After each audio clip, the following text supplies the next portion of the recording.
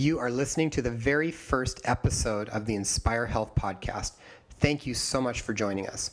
Our first episode features a great mentor of mine, Dr. William Walsh of the Walsh Research Institute. If you or a loved one suffers from mental health challenges or a behavioral disorder, this is an absolute must-listen to episode. The key takeaway is that if your body is out of balance, you could be biochemically hardwired to struggle in your life.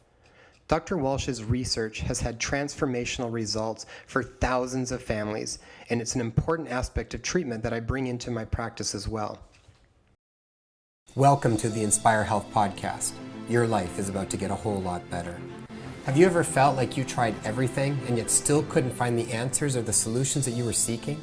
Whether you're dealing with chronic illness, physical or emotional pain, I want you to know that your body is the most sophisticated machine on planet Earth. Your body holds unfathomable wisdom. Trust in it and learn from it. Know that there are answers and there are solutions to your specific health challenges. And we will be uncovering all of them here on the Inspire Health podcast. I'm so excited to be a part of your healing journey. Your transformation starts now. Welcome to another episode of the Inspire Health podcast. Today I've got a really special guest. This has been one of my main mentors over the past 5 years. It's my great honor and pleasure to introduce Dr. William J. Walsh, PhD. Dr. Walsh is an internationally recognized expert in methylation disorders and nutrient imbalances associated with mental disorders. Through his nonprofit organization, the Walsh Research Institute, he has dedicated his life to unravel the biochemistry of mental disorders and develop improved treatments through scientific research and studies and medical practitioner education. He has educated more than 600 doctors and medical practitioners in North America, Australia, Norway, and Ireland. Today, Dr. Walsh will be sharing with you what he has learned over the past 30 years developing biochemical therapies that have helped thousands of individuals diagnosed with autism, behavioral disorders, ADHD, depression, anxiety, bipolar, schizophrenia, and Alzheimer's disease. Dr. Walsh, thank you so much for being on our show. Oh, happy to be with you. Super. I was thinking today about when I first came across your information, and it was back when I first heard, do you remember when you did your first episode or your first podcast with Bulletproof Radio? I think that's about a year and a half ago, maybe 2 years ago. Yeah, and I think even longer than that. I think it was probably, I think I did my first training with you back about 3 years or more ago, and then a recent one again about a year ago, I think. I've been doing about 2 or 3 podcasts a month, so it's kind of all becoming blurred. All together. But it was great. I remember I was in the car and I was listening to the podcast, and as you were talking about nutrient therapy and methylation disorders, and I remember thinking I'd never heard it explained quite the way that you explained it, or with the details that you had gotten into it. And I remember thinking that was one of the missing links to the whole piece, the whole puzzle. So I'd love to hear your story. How did you get into 30 years of working with mental disorders? How did you get into this field of mental health? And even more particularly, how did you get into working with nutrients for mental health? Well, I'd like to say that I planned it, but actually it was a complete total accident. I was a scientist at Argonne National Laboratory as a young man, and I previously worked at places like Los Alamos, the Institute for Atomic Research. I was involved in basically experimental work, a lot of it in the nuclear area. And I was a young man in Illinois, just started a new job there, and just coming out of grad school. And I decided to start getting involved with volunteerism. There was a lot going on back then, the Peace Corps, and it seemed like everybody I knew was volunteering to do something. And I decided I'd like to get involved with crime and violence and do whatever I might be able to do to possibly reduce that a bit. And I happened to be president of the Argonne chess team. We had about 4,500 scientists from all over the world, and we thought we were pretty good at, our team thought we were pretty good at chess. We had just won the Chicago Industrial Championship of like 28 teams.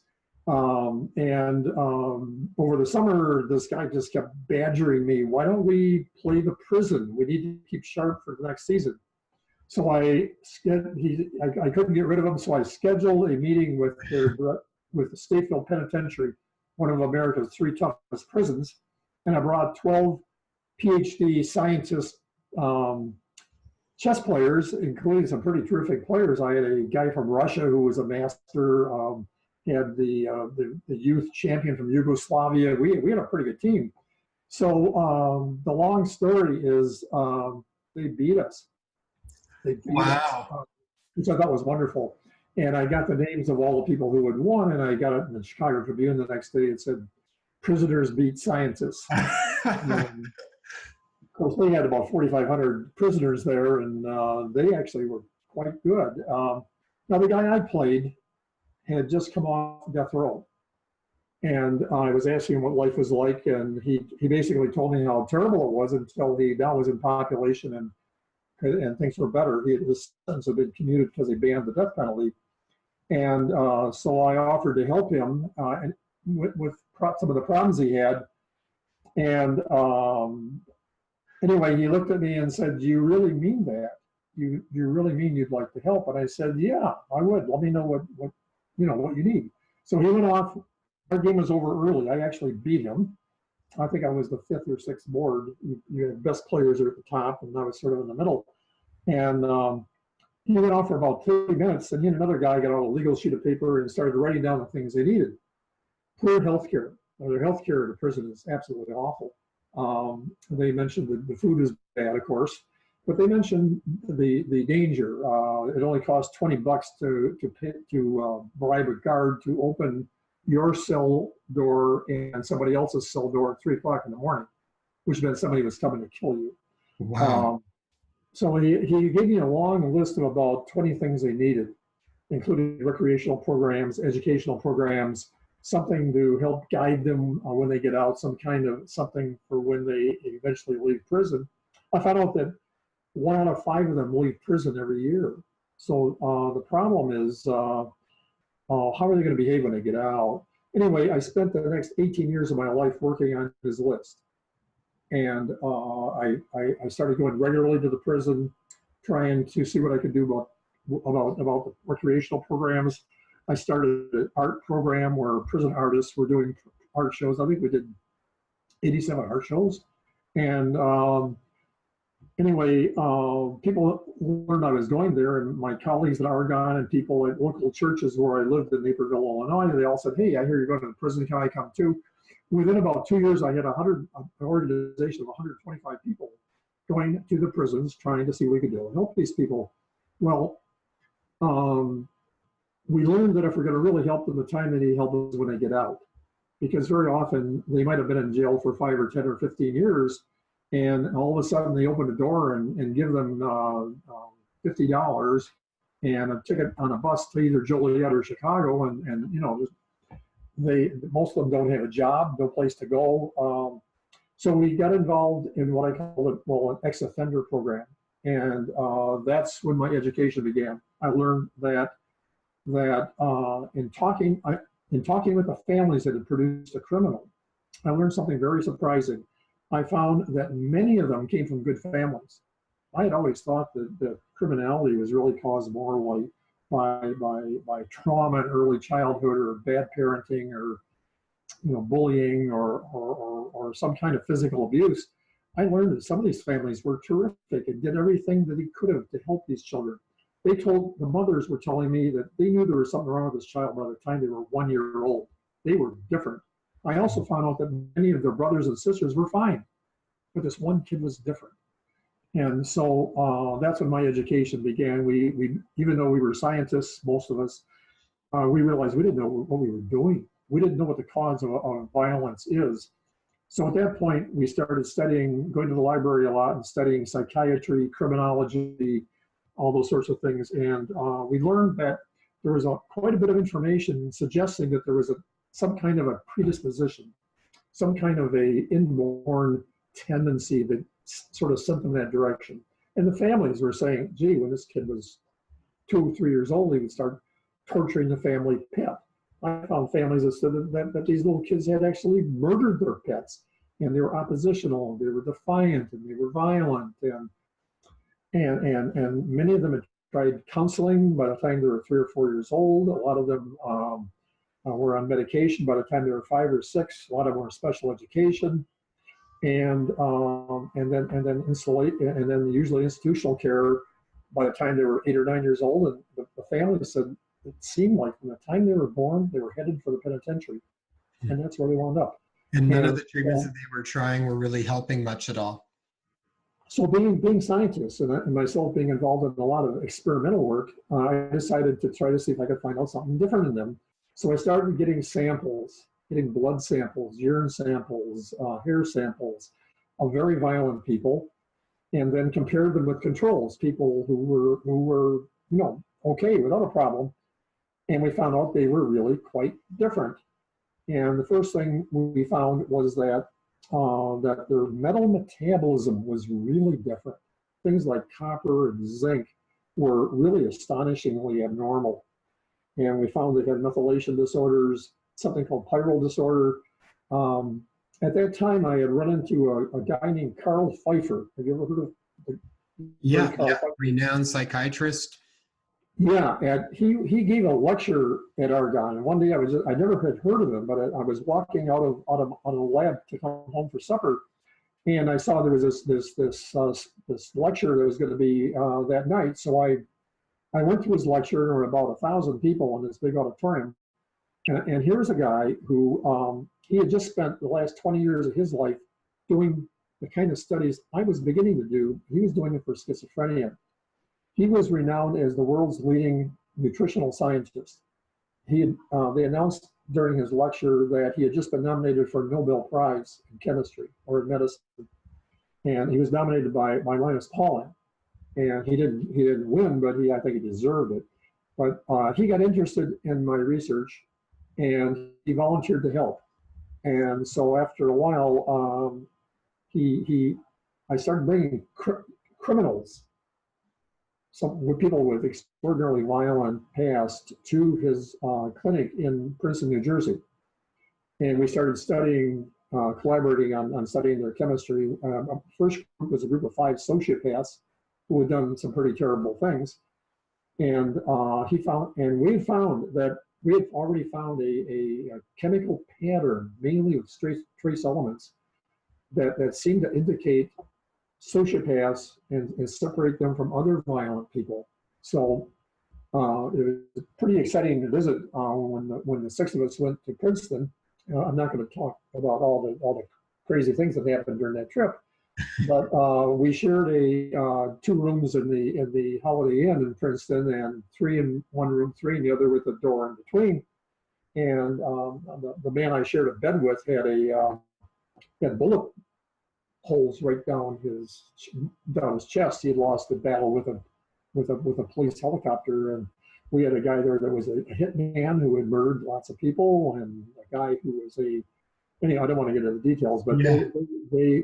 But they all had what we call the sociopathic pattern. The people we thought were antisocial personality disorder.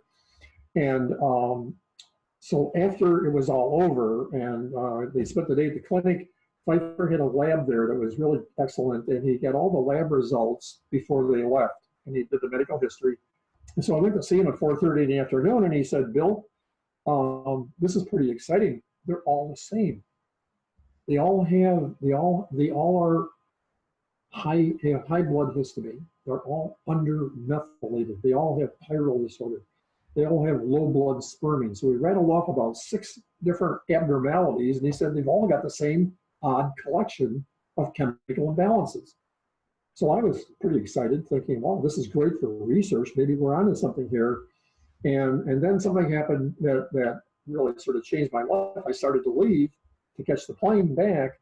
And he said, "No, you can't leave yet." He said, and he handed me 5 pieces of paper. And he said, "These are their treatment programs." He said, "Every one of these imbalances can be corrected without drugs. And they really should do this because he said they'll feel better."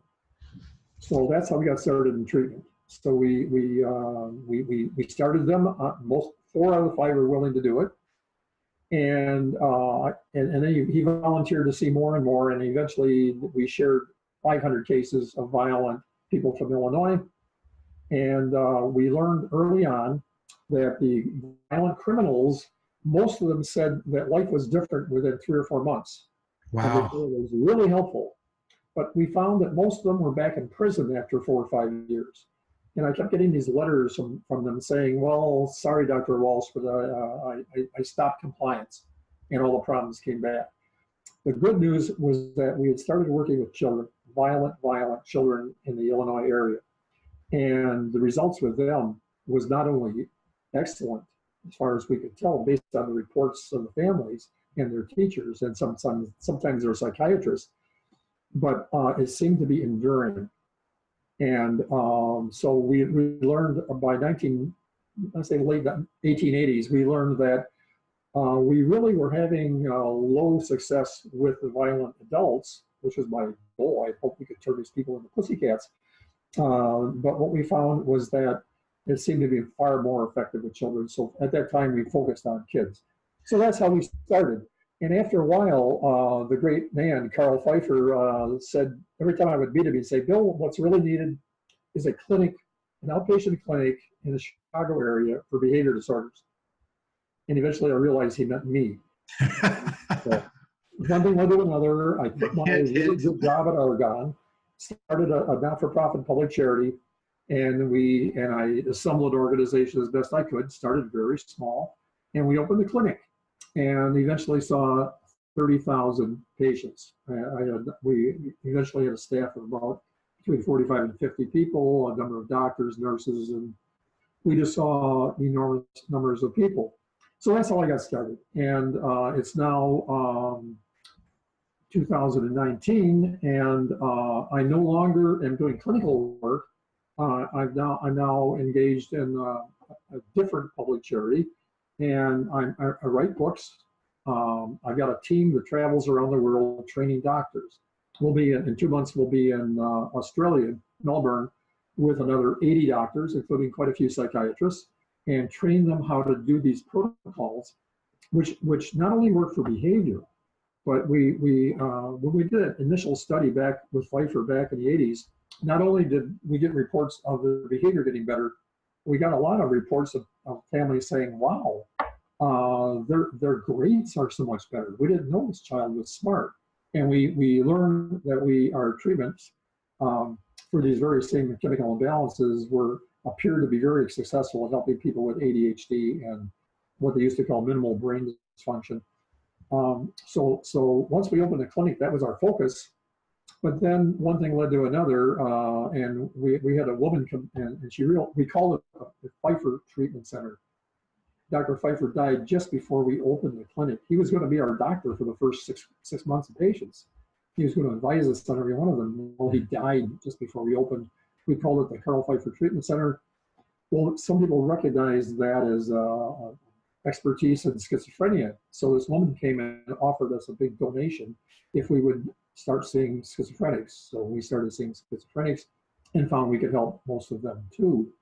And eventually we got involved with autism, depression, anxiety, bipolar disorder, and then finally Alzheimer's. So that's how it all started.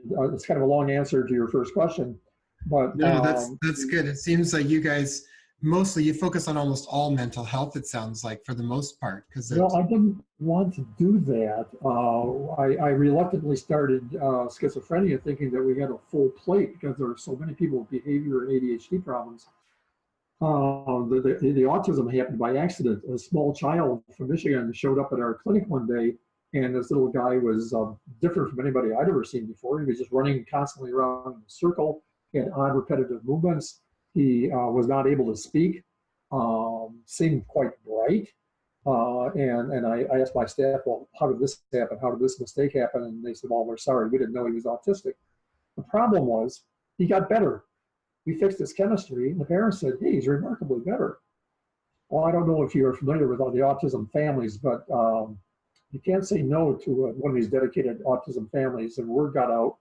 And eventually, I've seen 6,500 families with autism. I think I've seen more autistics than anybody in the world.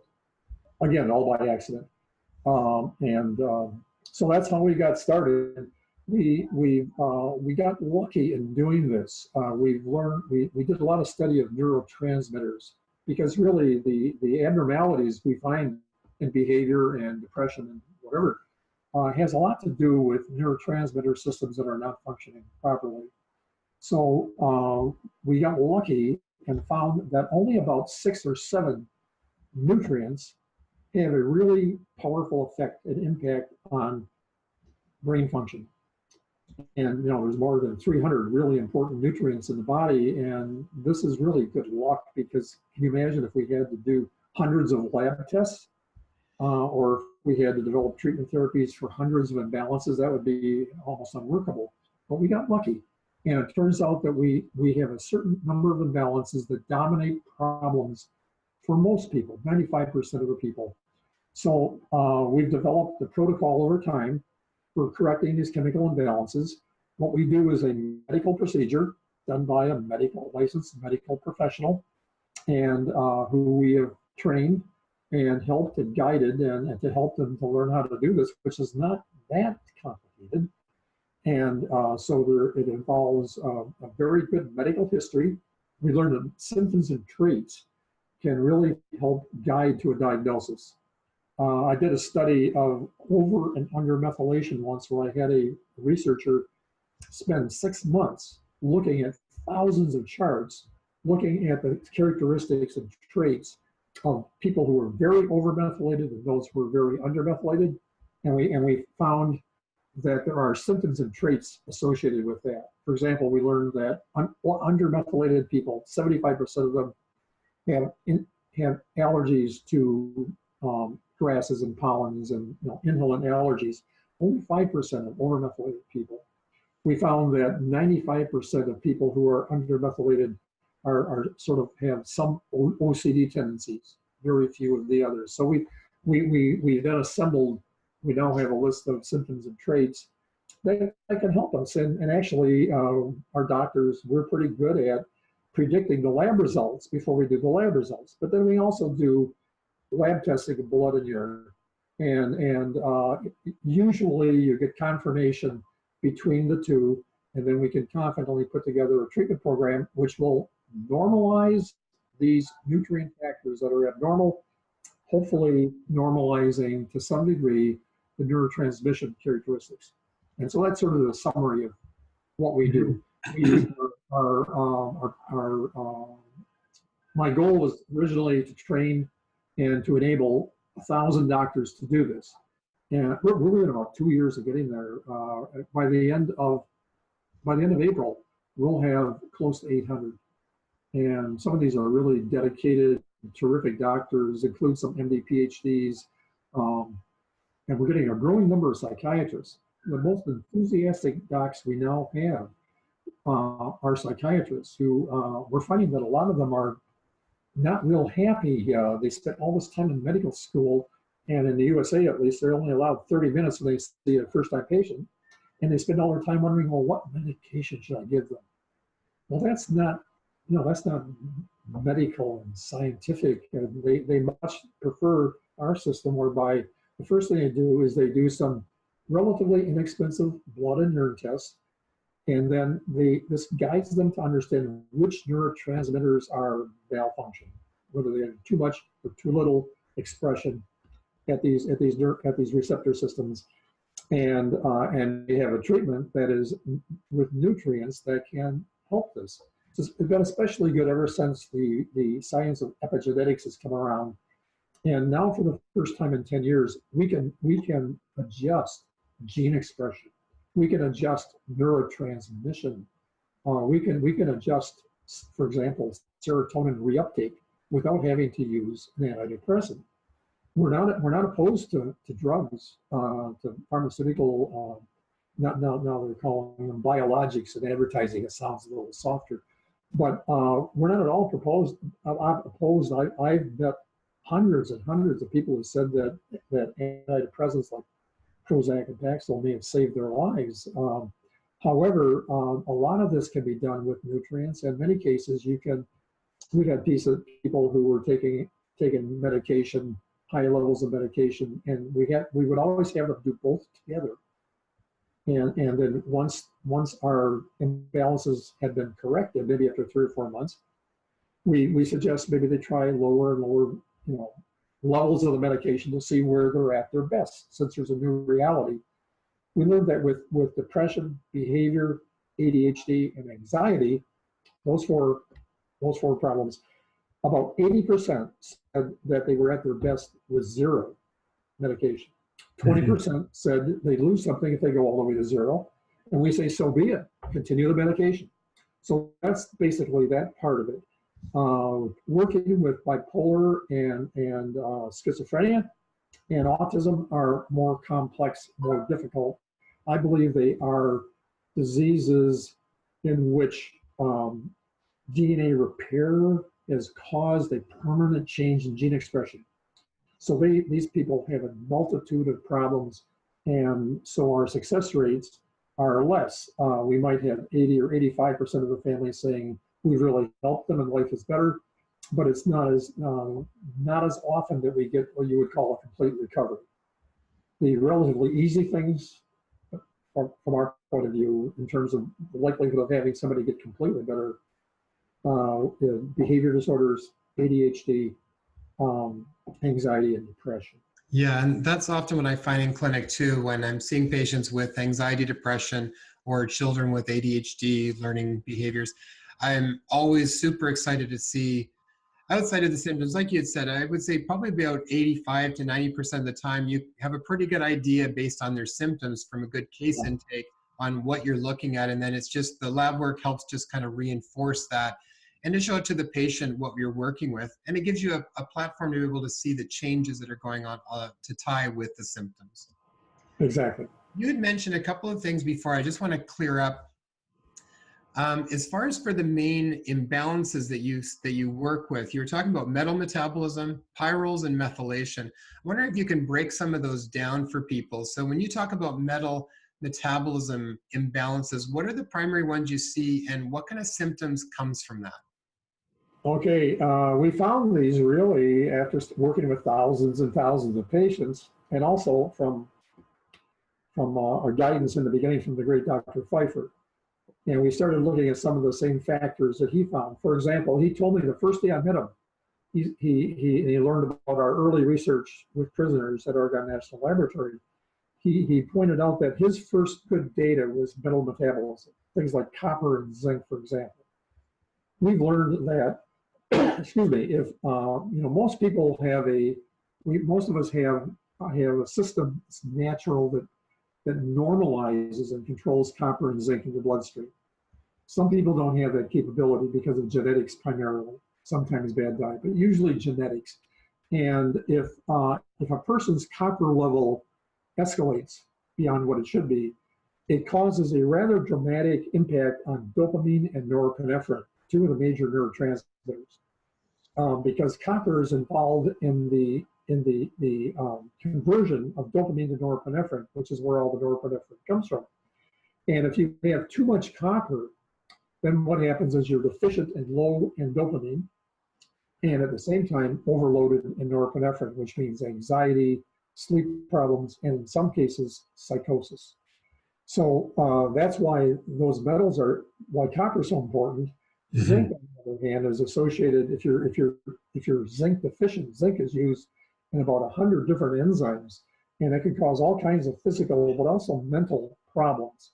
It has a big impact on the GABA system. If you have low zinc levels, you're not getting the protection from your GABA neurotransmitters as you would like. It has something of an effect on serotonin and a really major effect on the NMDA receptor complex. So we now know why it has that, those metals have that kind of an impact. But that's only one of about 7 problems. We found that methylation is extraordinarily important, and the reason really is that methylation is so important to gene expression.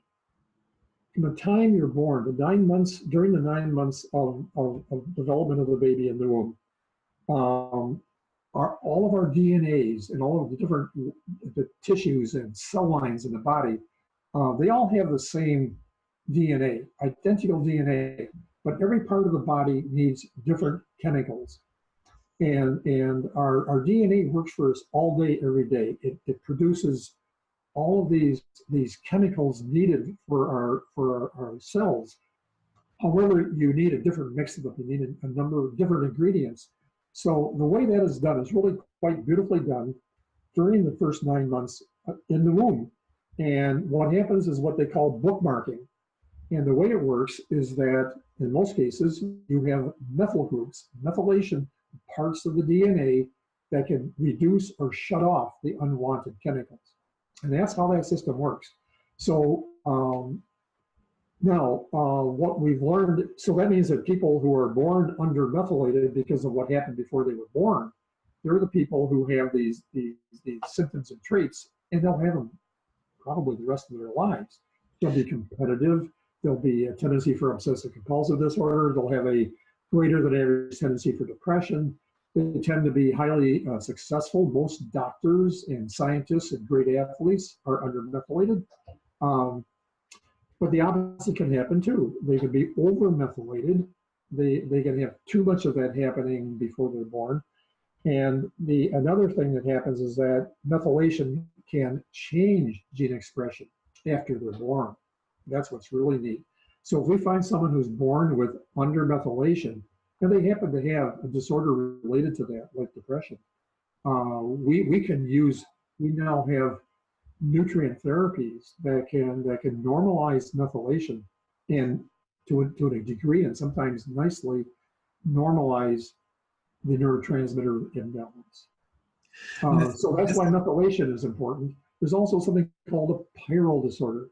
Now that's really a name we give to a condition that involves extraordinary oxidative stress, just an overload of these free radicals that could go through the body and the brain and can damage cells and can damage cell components and damage really neurotransmission. And we've learned that this is especially important for people who have autism or schizophrenia or bipolar, because those are caused, as cancers, by the way, caused by loss of integrity of our DNA. And it can happen quite quickly. Like cancer, we now know, is an event where you get to the point where part of your DNA is overwhelmed with oxidative stress, or possibly a chemical that it can't tolerate. Our DNA is remarkable. We have 30 trillion DNAs on the average, and every one of them is massacred and torn apart and ripped apart more than 10,000 times a day. It's hard to believe. We have this thing called DNA repair. 3 guys got a Nobel Prize 5 years ago because they worked out all the details of DNA repair. Our DNA, it can be single and double strand breaks. It can be a chemical that shouldn't be there. It all gets corrected really quickly. It's like we've got 1,000 repairmen in every little cell fixing our DNA. Sometimes that gets overwhelmed.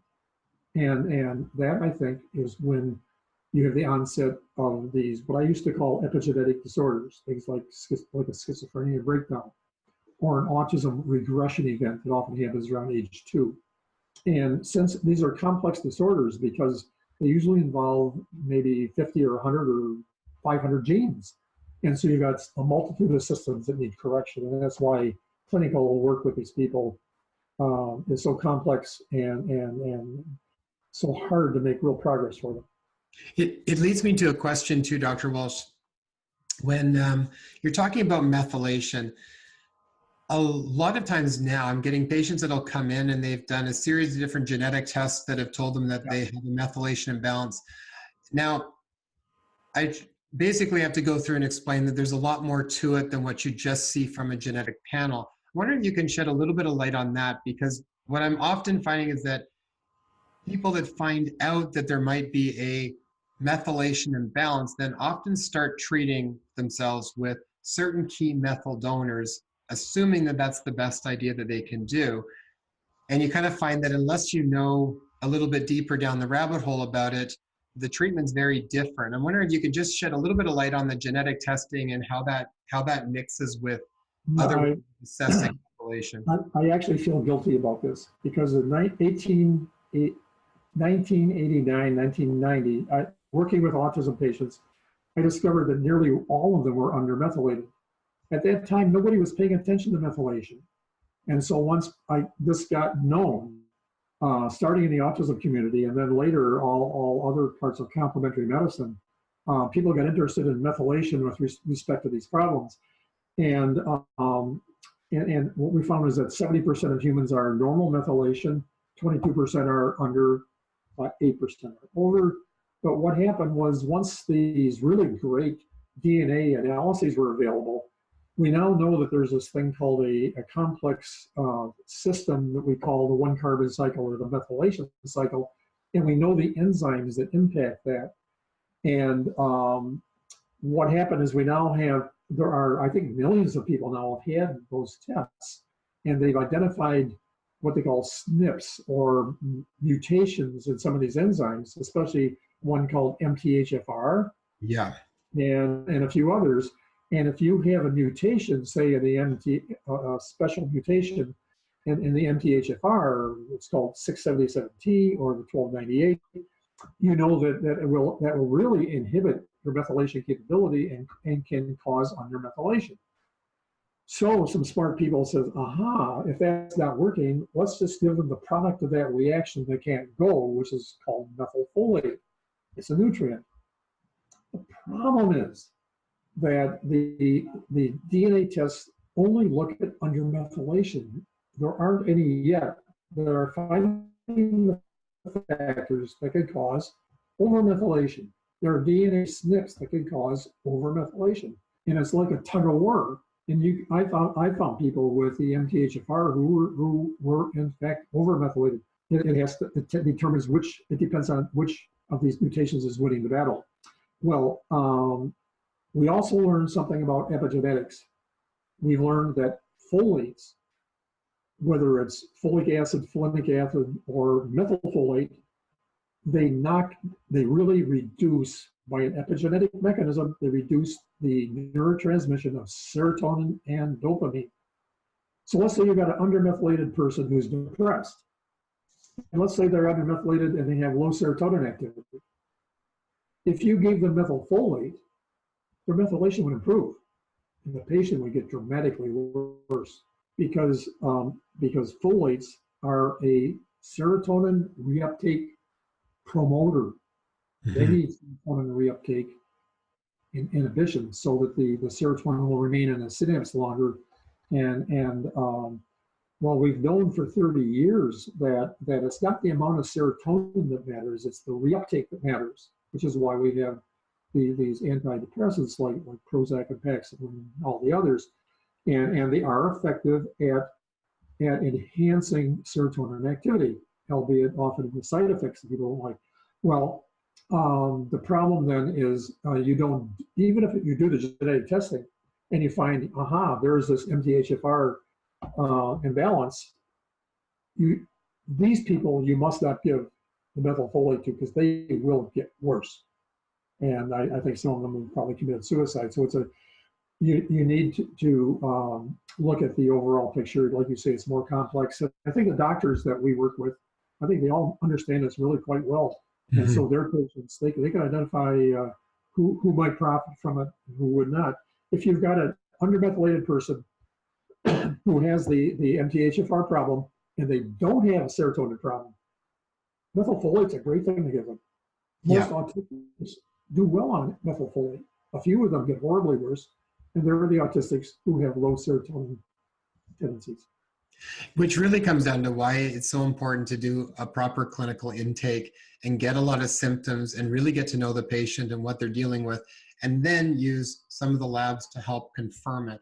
And I think sometimes the difference between looking at just markers from genetics versus also looking at real functional markers. Like you said, a lot of times with methylation, it's a bit of a tug of war. So sometimes the only way you really know who's winning the battle is to see a functional marker that gives you a clear picture almost at the end of the day. What do you lean towards? Yes, and I think you need to look at the impact on the neurotransmitters that might be misbehaving. Mm-hmm. One other thing we were talking about was with autism.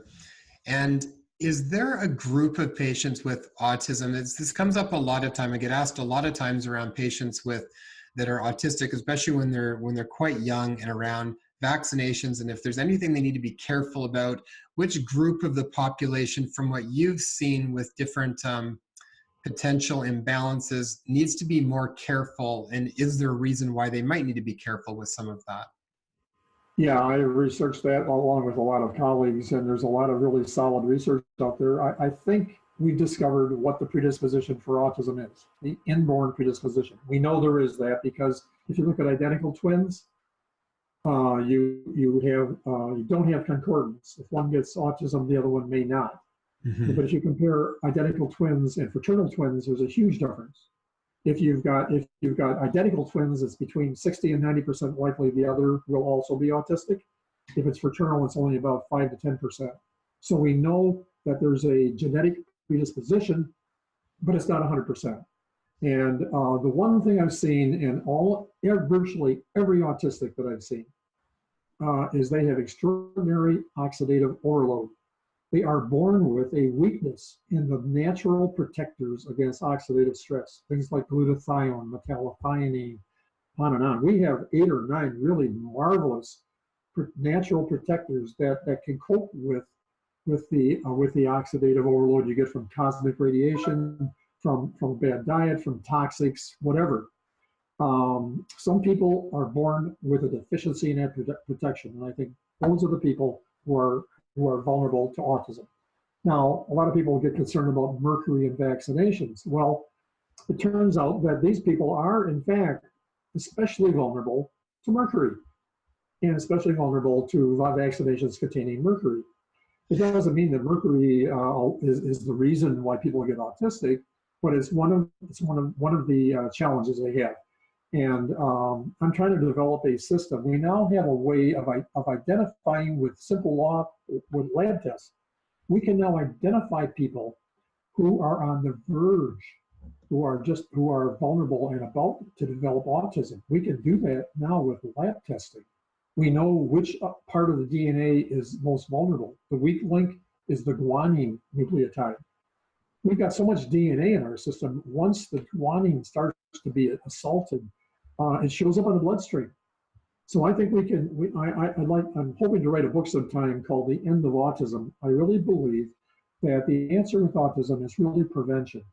And I think that we can do testing right after birth, identify the ones who are most vulnerable, and there's a strategy we can give them that can protect them until they're 3 years old. Once they get to 3 years old, they won't get autism. All autism happens early. It's a developmental disorder.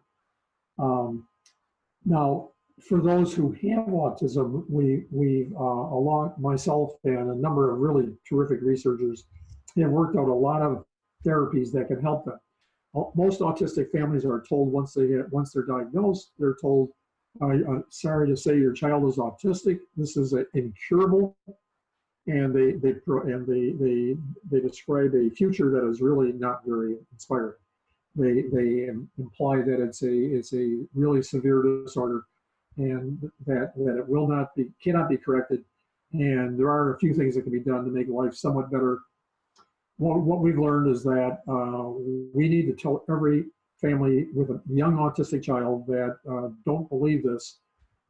Treatment is effective, and recovery is possible. Not likely, but possible. And we learned early intervention is everything. You have to intervene early. We find that they all have extraordinary chemistry. They all have extraordinary oxidative overload, which affects the brain, which affects inflammation. They all have immune problems. They all have GI tract issues. I think, again, because so many of their genes are now malfunctioning. So if you have a child with autism, I suggest you find one of these experts, and I'm sure you have them in Toronto. Maybe you're one of them. Yeah, I've done the training a couple of times. And I'll bet you've had good success with the autistics you've worked with. There's one therapy we developed that we find especially helpful. It's called methylation promotion. We found that virtually all autistics were low in a genetically expressed protein called metallothionein, not methionine, but metallothionein. and it's involved in brain development, which tends to be incomplete in autism. So we developed a therapy to enhance this because we think there are mutations in the metallothionein system, and the autistics, most of them I think are extraordinarily deficient in this. So we've had good success with that. But there are other therapies. There are a number of therapies that work well. One therapy that I think is terrible, that is now mainstream, is to give them risperidone, because they've learned that if you have a autistic patient who has a big behavior problem, maybe violent, maybe they bang their head against the wall, they found that risperidone can help the behavior. The problem is we now also know that risperidone and all of the atypical antipsychotics slowly and gradually shrink the brain. They slowly and gradually reduce cortex volumes. And that's quite definite. It's been published in peer-reviewed top journals, even in psychiatry. And it's proportional to the dosage and proportional to the length of time they take it. I think that is the last thing you want to give a young autistic with problems of brain development, to add that problem. That's something I really have been advocating that families not do. But there are a lot of really good therapies that can help. And I think in the USA, and probably Canada also, we now have, well, I think a couple thousand doctors that are really quite good at this. Mm-hmm. Well, it's been gradually one of those conditions that seems to be just progressing year after year after year. So I think you're getting more and more people interested in trying to find some solutions for it. I found something interesting in that too. I started doing I've done research with University of California, with the University of Pittsburgh, and others, published studies we did. And now, since I had this clinic that had this high volume of autistics, we were supplying the autistics. So when they volunteered for a study, we would do the special blood work. What I found was there was a big change in 2005. Before that time, if a child came to our clinic and was diagnosed with autism, I would say 95% or more actually had autism. It was a solid diagnosis. It was classic, what I call Canner autism, which is a really severe disorder. And some of them were Asperger's, but even Asperger's, true Asperger's, is a very, really severe disorder. So something changed about 2005. And from that time on, people started talking about the autism spectrum disorder. There are about 11 or 12 classic symptoms of autism. Well, if doctors were now saying, gee, this child's got 6 or 7 or 4 or 5 aspects associated with autism, we think they're on the autism spectrum. I don't think they really have autism. They don't. And these are the people who get completely better relatively easily because they don't have this the change in their DNA. They don't have this epigenetic disorder. So what do you think is primarily behind that group of people then? That is that more related to things like changes in the gut biome, being multiple chemical sensitivity, like all of these other environmental conditions, excessive EMF, like is it a group that's more sensitive to that type of stuff, do you think, or? Not really. I think what it really is that these are people who have problems like that can cause the symptoms they see and the issues they have, but it hasn't been enough. They haven't had enough oxidative overload to really cause their DNA to malfunction in a great way. I think that's the difference. I don't think there's any particular thing. Yes, if they have inability at handling casein and gluten, which are the most difficult proteins for the GI tract to break up, yes, they would be more likely to it. If they have yeast overgrowth, if they have immune problems, you could go on and on. They would have more of a tendency to be on the spectrum without really having classic autism.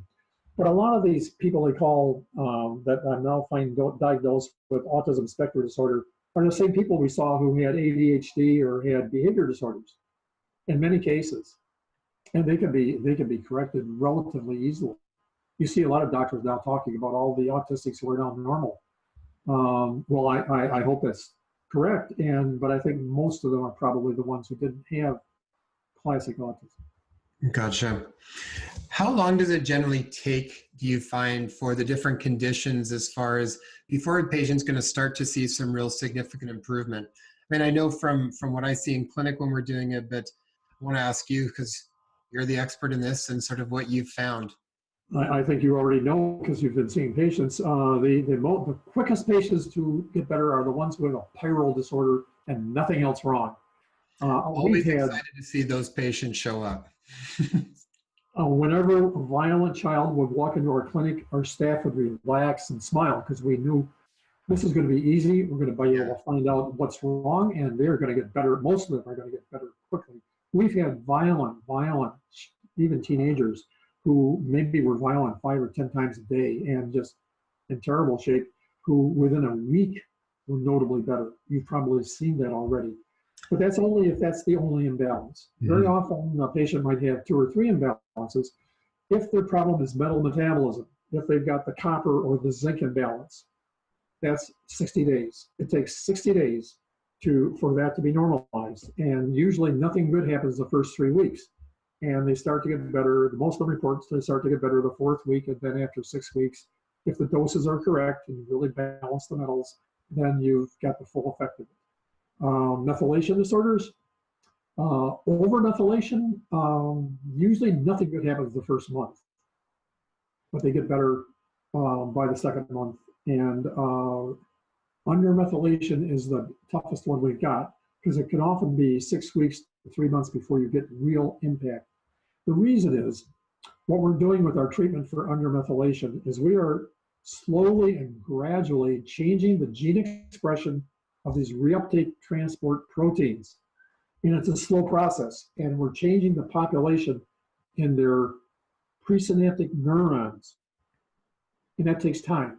And so I don't know what your experience is, but in my case, for depression and anxiety, if it's under methylation, we tell a family, don't expect much to happen the first month. However, there should be some improvement by month 2, but it might take 6 months to get this done. If they're schizophrenic or have severe bipolar, it takes even longer. It might take 8 months to a year to get the full benefits of the methylation therapy. So it varies from condition to condition.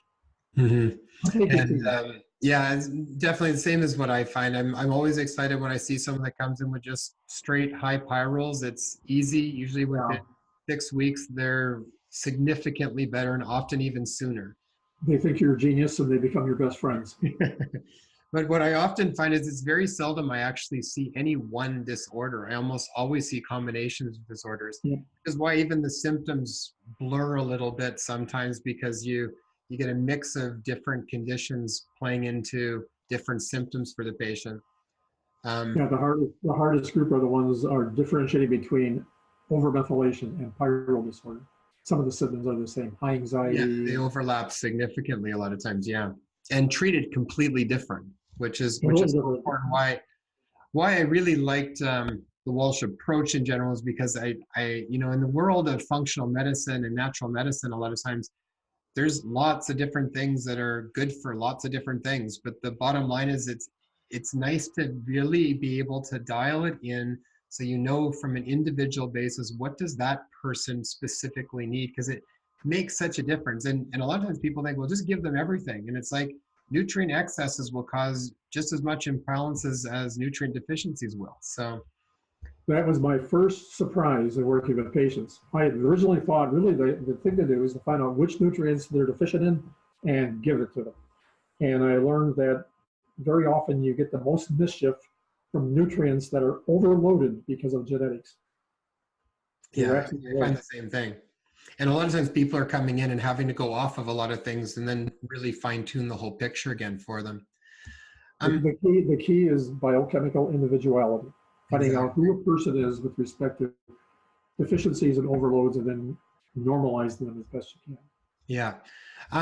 We're coming up on time here. I just want to ask you one other quick question. Where do you find the role for some of the other pieces? I know when I'm looking at mental health in general, I think of it from perspectives. So I think often I find like the advanced nutrient therapy, which is the work that you've done and through your book, that's the first piece because I want to get an idea of like, is there something biochemical that's going on that's just you're going to hit rate limiting step unless you start to get that corrected first. Then I often look at things like diet, blood sugar regulation, food allergies.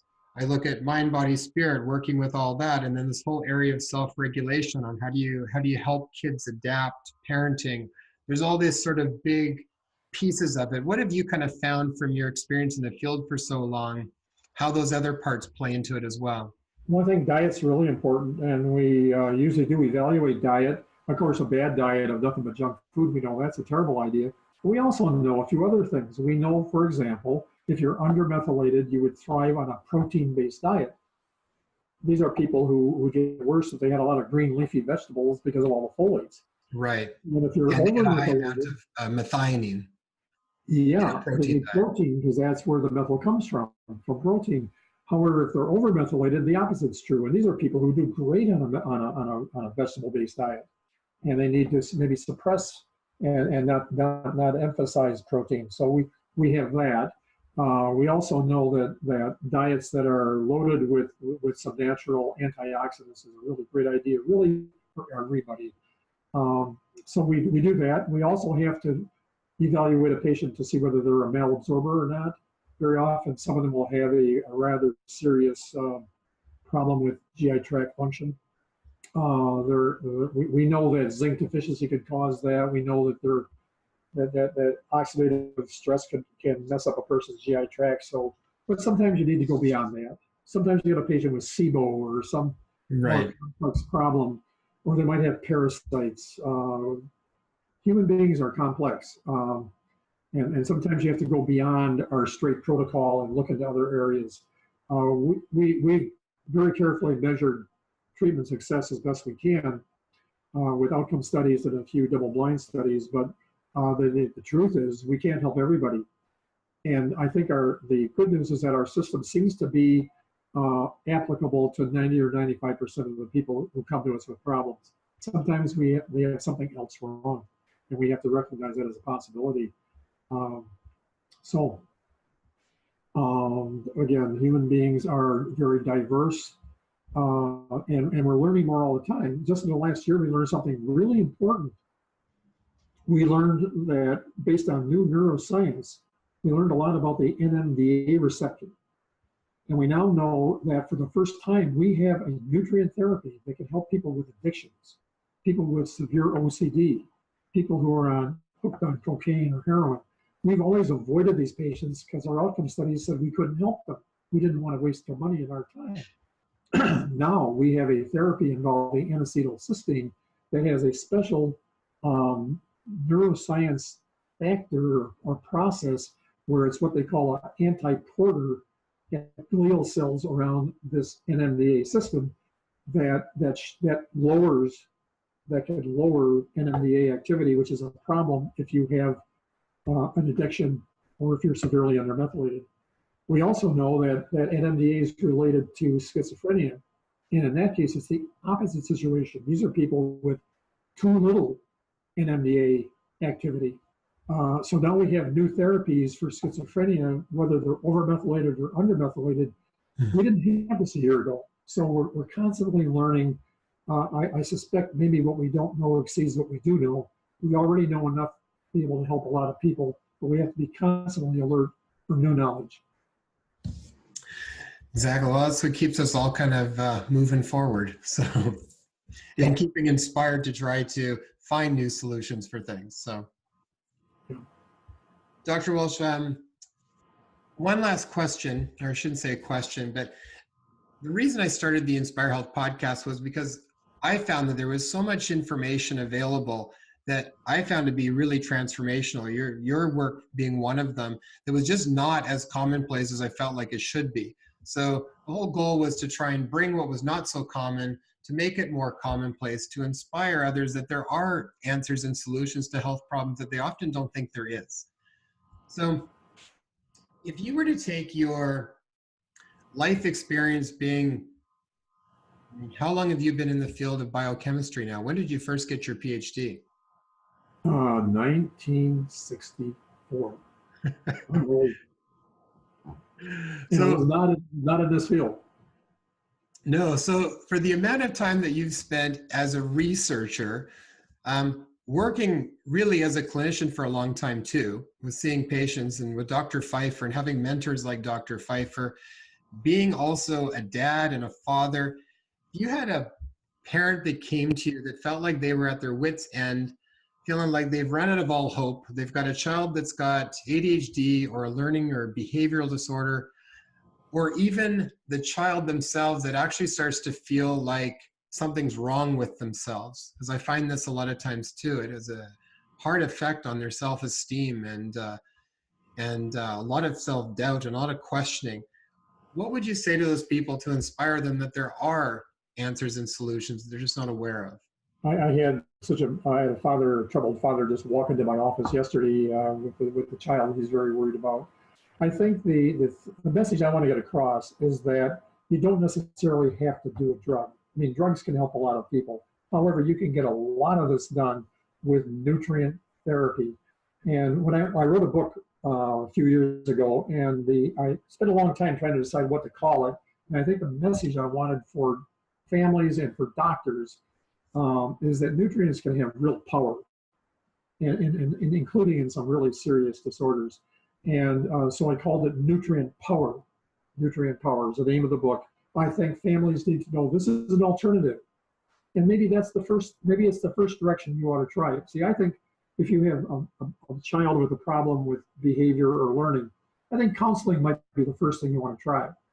But I think before you go heavily into drug therapies, whether it's something like Ritalin or Adderall or an antidepressant, I think nutrient therapy is the next thing that maybe should be tried, because we try to normalize the brain, and so instead of using a foreign molecule that is not going to normalize your brain and possibly will cause side effects, I think I think eventually this is the direction mainstream medicine hopefully will go. So I would suggest there are many sources.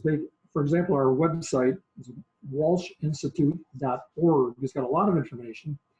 The book Nutrient Power is available on our website. We're a public charity. I think you can get it for like $12, and hopefully it might change a child's life. And if you don't want to spend $12, you can find it in the library, or you can get information from our website. I think that's something that we're on a mission really to get this known to doctors, and to the field of psychiatry. By the way, I've been to the American Psychiatric Association annual meeting now 5 times. And the first several times I went there, I had all this great data. Nobody believed me. Nobody seemed to care. Who is this crazy guy? The last 2 times I was there, they paid a lot of attention. And since that, I was there about 3 years ago, and I gave a lecture to a huge number of psychiatrists. There were 17,000 psychiatrists from all the world at this big meeting. And Wow. I basically gave a lecture telling them they're doing depression all wrong. That in fact, there are 5 completely different types of depression, and they each have a different neurotransmitters that are abnormally functioning, and they need different therapies instead of just throwing antidepressants at all of them. And I showed the data. And I got out for the first time. They actually paid attention to me. And there was a big swarm of psychiatrists followed me out of the lecture room. And since that time, we've been training psychiatrists. So they've come to our training programs. Our next one will be in Evanston in late April. They love this, because now they can not just try to guess what drug to give them. They can actually do testing. They can actually guide them to the right drug even. Mm-hmm. They can usually identify which neurotransmitter system's off, and then they have nutrient therapy that can either bolster the medications they're using, or in some cases fix the problem without the medication. Yeah, exactly. So I think basically it's a matter of education. I tried to work with government. I tried to work with the NIH. I've lectured at the United States Senate. I've given lectures at the Surgeon General's office, and correctional institutions, and they all said, "Oh, this is wonderful. This is very nice," and then nothing would happen. And I decided that's not the direction to go. People just don't believe that nutrients have power. And so I decided to go in the other direction. If I had a bumper sticker, it would read, "When the people lead, the leaders will follow." See, I've gone to the leaders and they don't believe. And so this is the direction we're going. I think if we could get 1,000 doctors working with hundreds of thousands of patients, it'll just hopefully start a wave, and people will realize this is another weapon that mental health practitioners should have in their armor. They should, in our arsenal. They should have it, and those that are doing it, they may continue to use drug medications and everything else, but this is a weapon that sometimes can be really helpful. Oh, it can be incredibly powerful. I've seen it firsthand over and over again. And we have patients coming in from your website every week. I'm seeing multiple patients usually and incorporating the Walsh protocol and everything that I'm doing.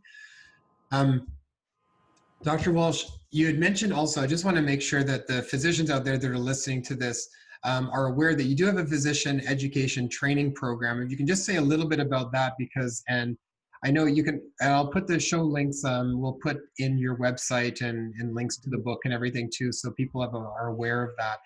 But just maybe mention a little bit about the physician education training, because I think that is where you're moving to try and get the message out more and more.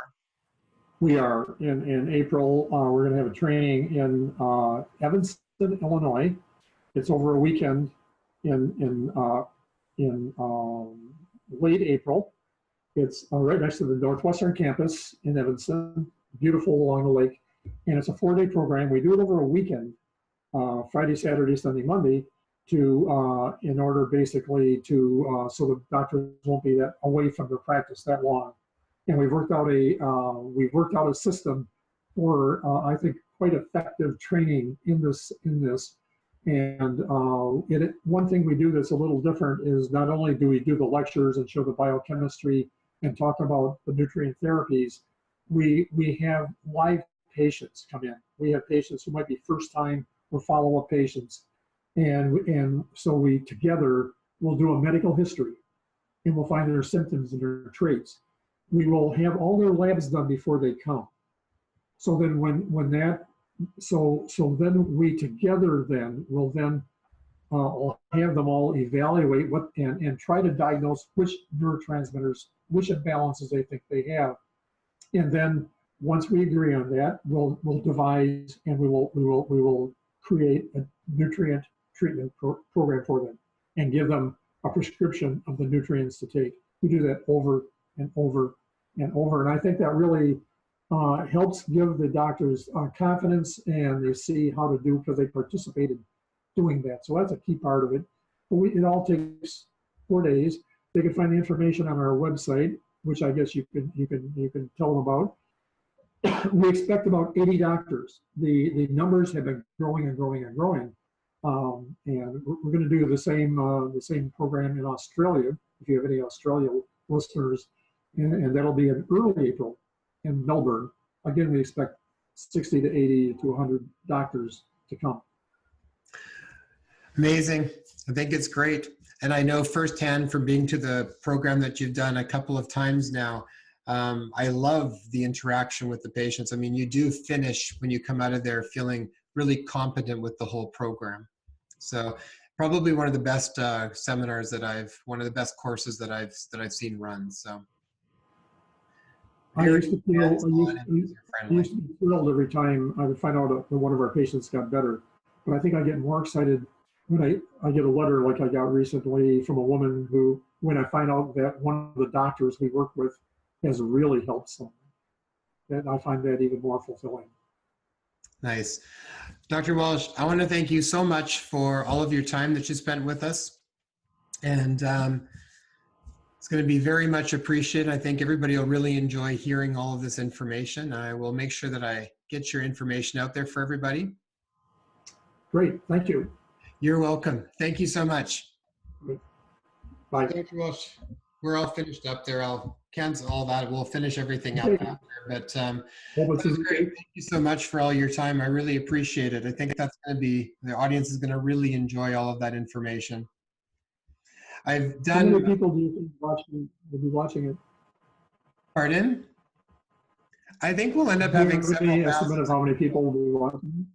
Yeah, we'll have an immediate group will be several thousand, and then it'll be connected to, once the whole thing goes up, it will go out with everybody else's social media followings, their email lists, all of that as well. So, because it's going to be done as a podcast series. So what I'm going to have is, when I finish setting it up, there'll be a bit of a, it'll have everybody's picture, their key topic, and the dates that they're going to be released. And then those will be sent out to everybody that was the speakers, and they'll send them out to their groups as well. So I want everybody's group to kind of know all the pieces of it. So yeah, I'm interviewing Dr. Stuart Shanker in a little while. If only one doctor or one family gets help, I think it'll all be worth it.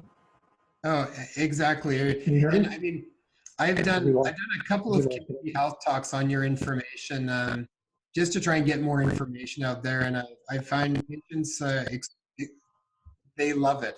They feel like they've kind of hit some specifics that they just haven't come across before with anything. And my favorite part is when you get the biochemical stuff that comes back, and I can talk to that patient, or that, like, whether they're an adult or a child, and let them know that it's like, it's not your fault as to why you've been feeling. Of course you're going to feel this way. Like, you probably don't know any different, and your set point for how you feel or what normal is for you is like way up here, rather than where maybe it could optimally be. So it's almost like they don't even know what their potential is like. And the relief I find from patients just to even hear that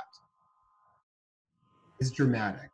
Then when you actually treat it and see it start to change. One of my really favorite things to do is, after someone's done well and somebody who was in terrible trouble is now okay. It might be a child or even a schizophrenic, but what I like to do is, when I'm talking to them on a follow-up visit and things are dramatically better, I always like to sort of just point at the child or the patient and say, you realize what this means. This means that none of this was your fault. You were born with this imbalance, and this is not the real you. And then I look at the parents and I say, you realize none of this was your fault either. A lot of them break down and cry, but that's usually when the tears all start to come out. They need to know that. Yeah. I am waiting to see back a patient I saw a while back for schizophrenia whose pyrals were over 200. And I had seen him just before he came in. We got the blood test done. He went off. He went to Bolivia, disappeared for a bit, came back, then started back on he wanted to recheck his pyrals, still about 200. And then because he was going to not go on anything. He was sort of like, he was really had some paranoia that was going on. Rechecked that, decided he was only going to do the treatment for the pyral. He was also over methylated, but he was going to just do the treatment for the pyrals. That's a nasty combination.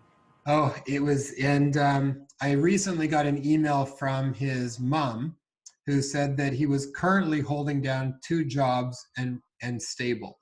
So I'm waiting to see when they actually come in. But the problem is that whether he stays on it or not, that's the problem. If he's on it, he's generally doing well, but it seems if he goes off, it just all starts to come back up again. So, and because pyrals, they recover quickly and they do better quickly. If they stop, okay. They deteriorate quickly. But the pyruvaric schizophrenics, they're usually the only ones who can get completely better. Some of them really become completely okay, even without medication. And they're the only schizophrenics that can do that. Maybe this young man can do that too.